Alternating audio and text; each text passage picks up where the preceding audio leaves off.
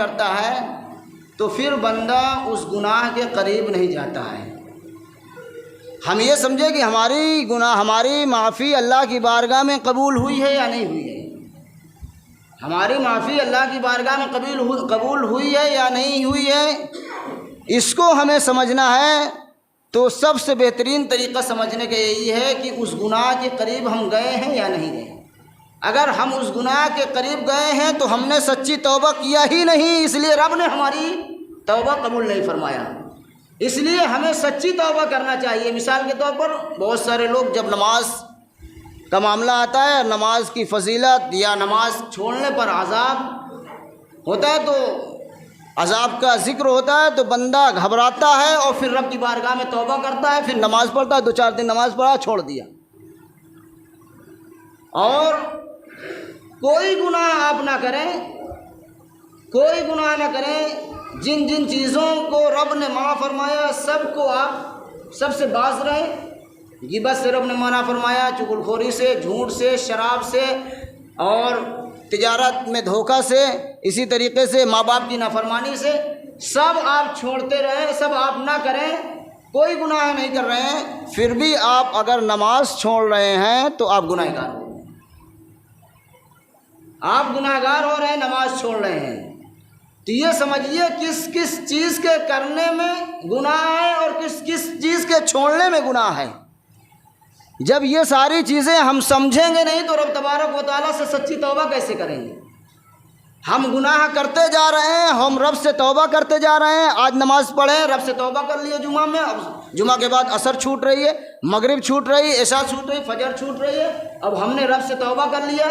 تو رب سے توبہ کیا کہے کے لیے کہ گناہ نہ کریں، لیکن گناہ نہ کریں تو سمجھیں تو کس کس چیز کے کرنے میں گناہ ہے اور کس کس چیز کے چھوڑنے میں گناہ ہے، تب تو معافی مانگیں گے رب تبارک و تعالیٰ سے، تو سچی معافی ہوگی۔ اگر ہم سچی توبہ اور سچی معافی رب تعالیٰ سے مانگنا چاہتے ہیں تو اس کے لیے ہمیں علم کی ضرورت ہے۔ تو ہر چیز میں علم کی ضرورت درپیش ہوتی ہے، اس لیے ہمیں چاہیے کہ ہم ہر اس چیز کو سیکھیں جو ہمارے زندگی میں آتی ہے، ضرورت پیش آتی ہے۔ جب تک ہم علم کو نہیں سیکھیں گے اس وقت تک ہم ہر کام کو مکمل کر ہی نہیں سکتے ہیں۔ اس لیے ہم کو چاہیے کہ ہم کون سا کام کر رہے ہیں اور کون سا چھوڑ رہے ہیں، اور کس کام میں کرنے میں ثواب ہے اور کس کام کے چھوڑنے میں گناہ ہے، اور کس کام کے کرنے میں گناہ ہے، کس کام کے چھوڑنے میں گناہ ہے، ہر ایک چیز کا ہمیں علم ہونا چاہیے۔ جب تک ہمیں علم نہیں ہوگا اس وقت تک ہمیں اللہ کا خوف نہیں ہوگا، اور جب تک اللہ کا خوف نہیں ہوگا، اللہ کا ڈر نہیں ہوگا، سچی توبہ رب کی بارگاہ میں ہماری قبول نہیں ہوگی۔ حضرت فضیل ابن عیاض رضی اللہ تعالیٰ عنہ یہ بالکل رسول اللہ صلی اللہ تعالی وسلم کے زمانہ کے قریب تھے۔ حضرت سلطان الہند خواجہ غریب نواز رضی اللہ تعالیٰ عنہ کے مشائخ کرام میں سے آپ کا نام آتا ہے، آپ کے سلسلہ سے جڑتا ہوا حضرت خواجہ غریب نواز تک یہ سلسلہ آتا ہے۔ حضرت فضیل ابن عیاض رضی اللہ تعالیٰ مکہ معظمہ میں آپ کی تدفین ہوئی۔ حضرت فضیل ابن عیاض کی توبہ اس وقت بھی جب آپ نے توبہ کیا بہت سے لوگوں کے لیے درس و عبرت اور سبق ہوا، اور اس سے بہت سے لوگوں نے فائدہ حاصل کیا، اور آج بھی لوگ اس سے فائدہ حاصل کرتے ہیں، قیامت تک فائدہ حاصل کرتے رہے۔ حضرت فضیل ابن عیاض رضی اللہ تعالیٰ عنہ کا معاملہ یہ تھا کہ آپ بہت بڑے ڈاکو تھے، ڈاکوؤں کے سردار تھے، جتنے گروہ تھی ڈاکو کی جماعت تھی سب کے آپ سردار تھے۔ حضرت فضیل ابن عیاض رضی اللہ تعالیٰ عنہ ایک مرتبہ جنگل میں پہنچے، قافلہ رکا ہوا تھا جنگل میں، جنگل سے آواز آ رہی تھی، ایک قرآن کی تلاوت کرنے والا قرآن کی تلاوت کر رہا تھا، یہ آیت کریمہ کی تلاوت کر رہا تھا، الم یأن للذین آمنوا ان تخشع قلوبهم لذکر اللہ،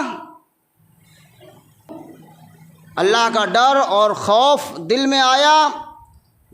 اے ڈاکوؤں کی جماعت، تمہارا راستہ الگ ہے اور میرا راستہ الگ ہے۔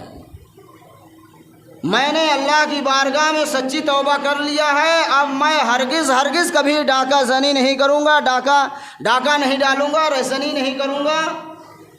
جتنی جماعت نے یہ سنا کہ حضرت فضیل ابن عیاض ہمارے سردار، ڈاکوؤں کے سردار، تو سب نے بیک زبان ہو کر کے کہا، اے فضیل ابن عیاض، آپ اس وقت بھی ہمارے سردار تھے ڈاکو میں، اب توبہ کرنے میں بھی آپ ہمارے سردار ہیں۔ سب نے اللہ کی بارگاہ میں سچی توبہ کر لیا۔ جو ہی اللہ کی بارگاہ میں سچی توبہ کیا، اب تمام جماعتیوں سے کہا، جتنے ڈاکہ ڈالنے والے تھے سبوں سے حضرت فضیل ابن عیاض نے کہا، اب یہ ہونا چاہیے کہ جن کے گھروں سے جن قافلوں والوں کا ہم نے ڈاکہ ڈالا ہے، لوٹ مار کیا ہے، سب کا مال واپس کرنا چاہیے۔ سچی توبہ کیا ہے نا، سچی توبہ کا معاملہ یہی ہے کہ جو حق جس کا ہے وہاں تک پہنچاؤ، جو حق جس کا ہے اس کا پہنچا دو، اس کو دے دو، تبھی سچی توبہ ہوگی۔ نماز چھوڑی ہے تو نماز کے لیے سچی توبہ کرنا ہے، تو جتنی نماز قضا ہے اس کے لیے دل میں عہد کرو، ساری نماز قضا ہم پڑھیں گے، تبھی سچی توبہ ہوگی۔ روزہ قضا کیے ہو، سال بھر میں ایک مہینہ آتا ہے، جتنے رمضان کے روزے قضا ہوئے سب روزے ادا رکھو گے، تبھی سچی توبہ ہوگی۔ حج چھوٹا ہے تمہارا زندگی میں، تم ناکارے ہو گئے ہو، پیر سے معذور، ہاتھ سے معذور، چل نہیں سکتے ہو، جا نہیں سکتے ہو، اس کے لیے حکم یہ ہے کہ اپنے لیے کسی ایک کو متعین کر دو، اپنا حج بدل کرا دو، تبھی تمہارا یہ توبہ معاف ہوگا، ورنہ اللہ کی بارگاہ میں سخت پکڑ اور گرفت ہوگی۔ وہاں کوئی بچانے والا نہ ہوگا، نہ بھائی، نہ باپ، نہ بیٹا، نہ کوئی رشتہ دار، نہ دوست احباب، کوئی کچھ نہیں ہوگا۔ حضرت فضیل ابن عیاض رضی اللہ تعالیٰ عنہ نے سچی توبہ کی اور کہا، جس کا مال لیے ہے اس کا پہنچا دیں۔ حافظ جی پاس ہوگی، کہا جس کا مال جس کا لیے اور جہاں تک لوٹ مار کیے سب تک پہنچاؤ۔ تو ایک قریب میں ایک گاؤں تھا، اس میں ایک یہودی رہتا تھا، اس یہودی کا قافلہ لوٹا تھا۔ حضرت فضیل ابن عیاض اور سارے قافلے والے لوگ جتنے تھے سب گئے یہودی کے گھر پر، پہنچے۔ حضرت فضیل ابن عیاض کو دیکھ کر کے وہ یہودی گھبرا گیا کہ ابھی تک تو لوٹ لیا مال ہمارا، پھر آ گیا یہ۔ گھبرایا، کہا آپ کہاں کس لیے آئے ہیں؟ اور آنکھوں سے آنسو جاری تھا، تو کہا آپ کی آنکھوں سے آنسو کیوں جاری ہے؟ فضیل ابن عیاض نے کہا، میں شرمندہ ہوں، تمہارا مال لوٹا ہوں، میں نے اللہ کی بارگاہ میں سچی توبہ کر لیا ہے اور مجھے معاف کر دو، میں معافی مانگنے کے لیے آیا ہوں۔ اس شخص نے کہا، میں معافی تو آپ کی جتنی بھی میرے ساتھ آپ نے زیادتی کی ہے، جو بھی لوٹا مارا ہے سب وہ معاف کر دوں گا، لیکن سونے کی اینٹیں جو آپ نے میری لوٹی تھی میں وہ لے کر کے رہوں گا، جب تک وہ نہیں لے لوں گا میں معاف نہیں کروں گا۔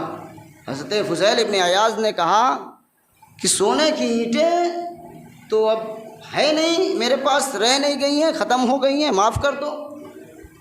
تو وہ یہودی توریت شریف کا عالم تھا، اس نے پڑھا تھا توریت شریف میں کہ مسلمان کا عالم یہ ہے، مسلمان کی معافی کا، توبہ کا، سچی توبہ کا معاملہ یہ ہے کہ اگر وہ سچی توبہ کر لیتا ہے تو اگر وہ مٹی میں بھی ہاتھ رکھ دیتا ہے تو مٹی سونا ہو جایا کرتی ہے۔ توریت شریف پڑھا ہوا تھا، یہ معلوم تھا کہ یہ مسلمان ہے۔ تو حضرت فضیل ابن عیاض پریشان ہے، اب کیا معاملہ، کیا کیا جائے کہ اب اس سونے کی اینٹ مانگ رہا ہے، اب ہے بھی نہیں۔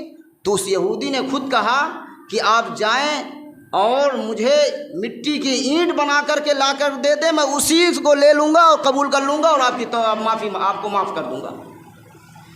حضرت فضیل ابن عیاض لوگوں کو لے کر کے ساتھ میں گئے، پہنچے ایک جگہ پر، مٹی میں پانی ملایا، گوندا اور اینٹ تیار کیا، سکھایا، سکھانے کے بعد بوری میں بھر کر کے لائے اور لا کر کے اس یہودی کے حوالے کیا ہے۔ یہودی نے کھولا ہے، دیکھتا کیا ہے کہ وہ مٹی کی اینٹ نہیں بلکہ سونے کی اینٹ ہے، کہہ دیجئے سبحان اللہ۔ جب سونے کی اینٹ دیکھتا ہے تو وہ شخص جو توریت شریف میں پڑھا تھا اس کے دل کی دنیا بدل جاتی ہے۔ اور حضرت فضیل ابن عیاض دیکھتے ہیں کہ میں نے تو اس کو مٹی سے اپنے ہاتھ سے گوندا، پانی لایا گیا، سکھایا، بھرا اور اس کے بعد بوری میں بھرا، ساتھ میں لایا تو نگاہوں سے غائب بھی نہیں ہوئی، لیکن یہ سونے کی کیسی ہو گئی؟ یہی تعجب میں تھے کہ غیبی آواز آتی ہے، غیبی آواز آتی ہے، فضیل جو سچی توبہ کر لیتا ہے اگر وہ مٹی میں بھی ہاتھ رکھ دیتا ہے تو میں اسے سونا کر دیتا ہوں۔ حضرت فضیل ابن عیاض کی یہ توبہ صادقہ اور سچی توبہ، اور یہ مٹی میں ہاتھ رکھے تو سونا بن گیا۔ اب سونا جو ہی دیکھا ہے اس یہودی نے تو وہ بھی سچے دل سے کلمہ طیبہ لا الہ الا اللہ محمد الرسول اللہ پڑھ کر کے اسلام میں داخل ہو جائے۔ پتہ یہ چلا محترم حضرات کہ آج ہم اور آپ بھی سچی توبہ کرنے کی کوشش کرتے ہیں، لیکن سچی توبہ ہم کریں کیسے وہ ہمیں پتہ نہیں ہے۔ اصل جڑ ہمیں نہیں معلوم ہے کہ سچی توبہ کیسے ہوگی، کس طریقے سے ہوگی۔ بس ہم نے کسی سے کوئی غلطی کرا کہ اپنے سے آ کر کے اللہ تعالیٰ سے معافی مانگے، کسی کو ستایا، کسی کو مارا، کسی کو گالی دیا، کسی کا مال چھینا، کسی کو کچھ ظلم کیا، کسی کا چوری کیا، کسی کو دھوکہ سے مال بیچا، لیکن ہم اللہ سے معافی مانگنے لگے۔ ہمیں پتہ ہی نہیں کہ یہ سچی توبہ کرنے کا طریقہ کیا ہے۔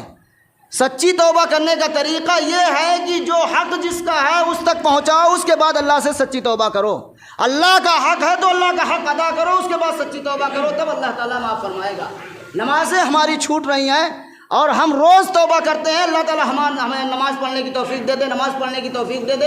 ہم معافی مانگتے ہیں، مولا معاف کر دے، اتنے دن کی نمازیں قضا ہو گئی ہیں، لیکن ہماری توبہ رب کی بارگاہ میں قبول ہی نہیں ہو رہی ہے۔ اس لیے نہیں قبول ہو رہی ہے کہ رب تبارک و تعالیٰ نے جس طریقے سے معافی مانگنے کا سسٹم و قاعدہ بتایا ہے اس سسٹم سے ہم معافی نہیں مانگ رہے ہیں، اس طریقے سے ہم معافی نہیں مانگ رہے ہیں۔ اگر اس طریقے سے ہم معافی مانگیں گے اور رب تبارک و تعالیٰ سے اپنے نماز کے لیے دعا کریں گے، رب تبارک و تعالیٰ ہمیں نمازی بنا دے، یا رب تبارک و تعالیٰ ہمیں گناہوں سے